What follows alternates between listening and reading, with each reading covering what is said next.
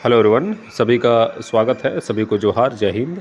Jharkhand police 4/2015 जिसका मामला supreme court में केसेस चल रहे हैं और नेक्स्ट डेट जो है वो 2 अप्रैल का दिया गया है और संभवतः इस डेट पे बहस होंगी और एक शानदार बहस होने की संभावना है, बशर्ते कुछ गलतियां जो है वो छात्रों के द्वारा ना करा जाए। तब गलतियां क्या है जो लगातार करते आ रहे हैं? एक मेंटलिटी होना कि मेरे केस में जो है वो काउंटर होना चाहिए, अगर मेरे केस में काउंटर नहीं होगा तो मेरा केस कमज़ोर पड़ जाएगा। ये सबसे बड़ी गलतफहमी है।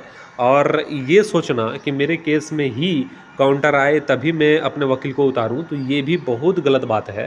क्योंकि अब जो है सभी मामले को एक साथ, वहाँ आप देख रहे होंगे एक साथ हियरिंग होता है सभी मामलों का, तो जितने भी वकील आपके हैं सबको उतारा जाए और एक ही चीज़ जो है वो ऐड करवाने का प्रयास वहाँ पे करना चाहिए कि आप मेरा मैटर वो टैग मैटर है। आप समझ गए होंगे मैं किस केसेस की बात कर रहा हूँ यहाँ पे। और उस केस में अगर काउंटर नहीं आया है तो ये कह के अपने वकील को वहाँ पे भेजना चाहिए कि टैग मैटर है।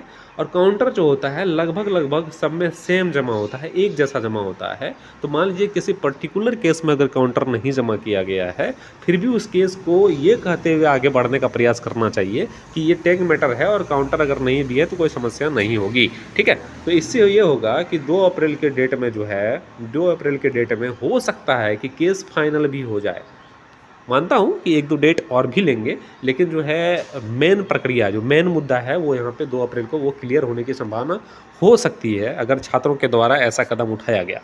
लेकिन दुर्भाग्यपूर्ण वाली बात यह है कि छात्र हमेशा से अपने केस में जो है काउंटर नहीं है तो उस केस को जो है यही समझ लेते हैं कि ये केस मेरा जो है वो खारिज हो जाएगा, मेरा सिलेक्शन नहीं हो जाएगा। सबसे पहले इस मेंटलिटी को सुधारने की ज़रूरत है। उसके बाद अगर आपके केस में काउंटर नहीं आया है तो इससे कोई भी इफेक्ट आपके केस में या आपके जॉब में पड़ने वाला नहीं है, डायरेक्टली इनडायरेक्टली किसी भी जो है रास्ते पे। ठीक है, तो इससे आपको क्लियर हो गया होगा। बाकी आपके केस में काउंटर नहीं भी आया है फिर भी आप 2 अप्रैल को अपने वकील को इस बात की जानकारी देते हुए बताएंगे और अपने वकील को उतारते हुए क्षैतिज आरक्षण पे जो है मामला जिसकी आप लोगों ने बात कर रखा है, क्षैतिज आरक्षण पे, इस पे जो है बहस करने की ज़रूरत है। और जिस तरह से आरजे नंदा सर ने इस मुहिम को छेड़ रखा है कि क्षैतिज आरक्षण पर ही, तो इसी पे जो है बहस करने के लिए आप लोगों को 2 अप्रैल के डेट में उतारना चाहिए। सो काउंटर आए या ना आए उसको दरकिनार करने की आवश्यकता अभी पे यहाँ पे है, क्योंकि 10 तारीख को आप लोगों को पता होगा, 10 तारीख को आप लोगों के पक्ष को बखूबी सुनने वाले जो हमारे हैं अनिरुद्ध बोशा, वो रिटायर्ड हो जाएंगे। तो वो भी चाहेंगे कि कहीं ना कहीं जिस केस को इतने लंबे समय से वे सुनते आ रहे हैं उस केस को जो है हरी झंडी देते हुए वो रिटायरमेंट लें। तो उस स्थिति में जो है हो सकता है कि 2 अप्रैल को अगर सारा डॉक्यूमेंट्स क्लियरेंस मिलता है छात्रों के वकीलों के द्वारा, तो लगातार जो है शॉर्ट टाइम में डेट देते हुए इस 4/2015 वाली वैकेंसीज़ को और 2011 जैप 2011 वाला जो टैग मैटर है इसी में, तो उन दोनों वैकेंसीज़ को क्लियर कराने का प्रयास यहाँ पे जजेस के द्वारा करा जाएगा, क्योंकि 10 अप्रैल को जो है उनका रिटायरमेंट भी है।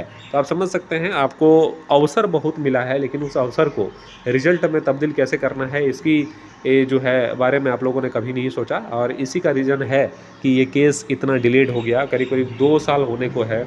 और सुप्रीम कोर्ट में किसी भी कीमत पर मैं ये नहीं कह सकता कि एक जोरदार बहस हो पाया है, अभी तक नहीं हो पाया है। ठीक है, तो उस हिसाब से 2 अप्रैल के डेट में आपको अपने केस, अपने स्वार्थ की बात ना करते हुए 2 अप्रैल के डेट में जो है वो 4/2015 विज्ञापन संख्या को सोचते हुए बात करेंगे। तो एक सुखद जो है वो निर्णय सुप्रीम कोर्ट के जजेस के द्वारा आ सकता है। और स्टूडेंट के वकील अगर रिक्वेस्ट करेंगे तो 10 अप्रैल जो डेट है ये काफ़ी इंपॉर्टेंट डेट साबित हो सकता है आप सभी विद्यार्थियों के लिए भी। क्योंकि अगर जैसे ही वहाँ पे रिक्वेस्ट रखा जाएगा कि 10 अप्रैल अगर रिटायरमेंट डेट है तो उसके पहले अगर आप इस केस को सुने हैं तो इसका जजमेंट दिया जाए, तो कहीं ना कहीं जो है 10 अप्रैल के पहले ही आपके जजमेंट आपके झोली में आ जाएगा। ठीक है, बाकी इस चैनल पर अगर न्यू है तो उनको सब्सक्राइब कर लीजिएगा, बेल आइकन को दबा लीजिएगा। आप सभी का शुक्रिया, धन्यवाद।